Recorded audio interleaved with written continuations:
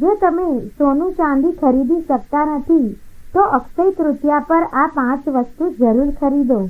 તમારી સંપત્તિમાં વધારો થશે અને તમને ખૂબ જ પુણ્ય મળશે.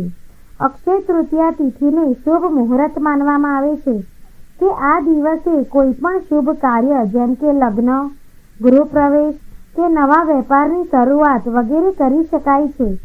માન્યતા છે કે અખા ત્રીજના દિવસે કોઈ પણ કાર્ય ખૂબ જ શુભ અને ફળદાયી માનવામાં આવે છે.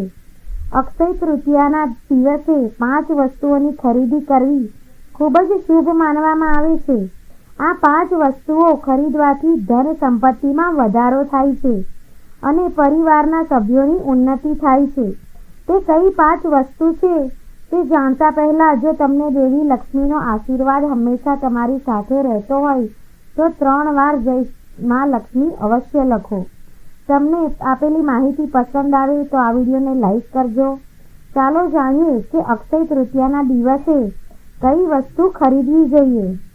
પહેલું છે, જો તમે આ દિવસે સોનું ચાંદી ન ખરીદી શકતા હોય તો આ દિવસે કપાસ ખરીદો. તે ખૂબ જ શુભ માનવામાં આવે છે. અક્ષય તૃતીયાના દિવસે કપાસની ખરીદી કરવાથી જીવનમાં શાંતિ રહે છે. બીજું છે, અક્ષય તૃતીયાના દિવસે મીઠું ખરીદવું ખૂબ જ શુભ માનવામાં આવે છે. ભૌતિક સુખ સુવિધાઓ અને માનસિક શાંતિ માટે જવાબદાર ગ્રહ ચંદ્ર આ દિવસે સીધું મીઠું ખરીદવાથી ધનમાં વધારો થાય છે. પરંતુ અક્ષય તૃતીયાના દિવસે સીધું મીઠુંનું સેવન ન કરવું.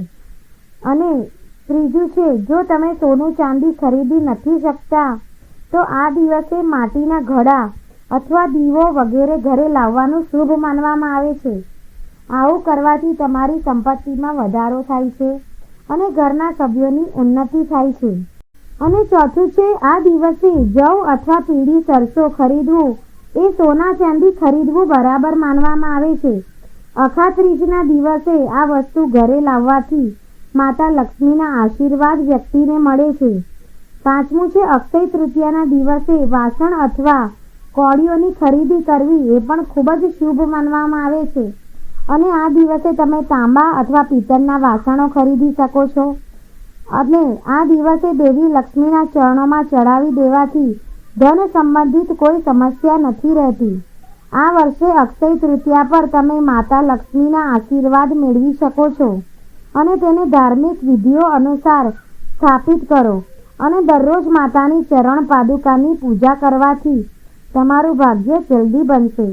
અને અક્ષય તૃતીયા પર જો તમે મોંઘવારીના કારણે સોનું ચાંદી નથી ખરીદી શકતા તો તમે ચોક્કસપણે નિરાશ ન થાઓ અને આ દિવસે તમારા ઘરમાં એક શ્રી યંત્ર લાવો જે તેને સ્થાપિત કર્યા પછી દેવી લક્ષ્મીની કૃપા વરસાવે છે. ધાર્મિક વિધિ મુજબ દરરોજ શ્રી યંત્રની પૂજા કરો અને શ્રી સૂક્તનો પાઠ કરો. આ કરવાથી અક્ષય તૃતીયાના દિવસે સાધકનું ઘર હંમેશા ધનથી ભરેલું રહે છે.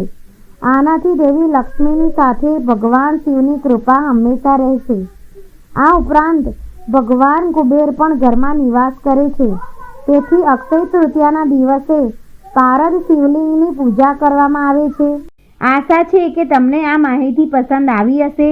તો આ વિડીયોને લાઈક કરો. આવી જ આધ્યાત્મિક માહિતી ધરાવતા વિડીયો જોવા માટે ચેનલને સબસ્ક્રાઈબ જરૂર કરો અને કોમેન્ટ બોક્સમાં જય શ્રી કૃષ્ણ જરૂર લખો.